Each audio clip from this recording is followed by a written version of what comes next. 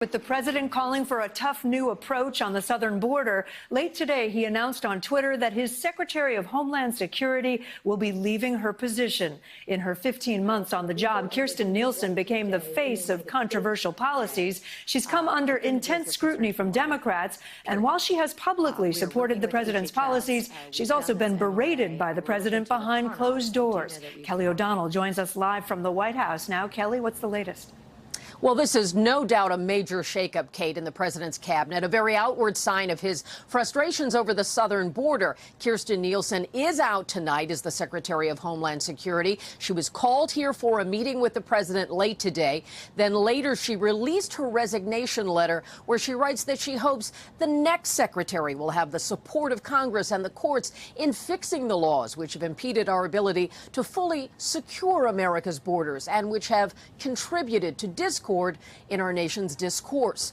The president announced her departure by tweet, and while he thanked Nielsen for her service, that method was a sign on its face of the tensions. Sources say the president had heard calls made by the head of the Border Patrol Union, as one example, that Nielsen should step down. The president immediately named an acting secretary, that is the current commissioner of Customs and Border Protection, Kevin McAleenan, who was confirmed by the Senate for that post. Now, the change happening right now is particularly striking because Nielsen traveled with the president to the southern border just a couple of days ago. She'd been very visible on that trip.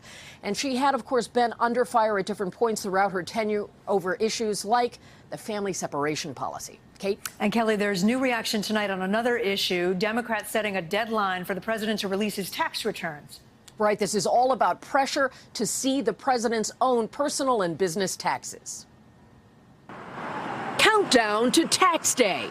Not the usual April 15th deadline, but this Wednesday, when House Democrats demand the IRS turn over 6 years of President Trump's tax returns. Is that all? Today, a curt response from the White House. Oh, no, never.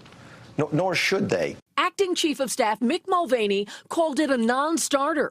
Voters knew the president could have given his tax returns. They knew that he didn't, and they elected him anyway, which, of course, is what drives the Democrats crazy. I've been under audit for many years because the numbers are big. House Democrats argue that proper oversight allows them to review how the IRS is auditing the president's returns. This is a president who has resisted any oversight or inquiry into his affairs. And so I think the chairman of Ways and Means has every right to determine, is the IRS following its own policy and protocols? The other big deadline? The Mueller report.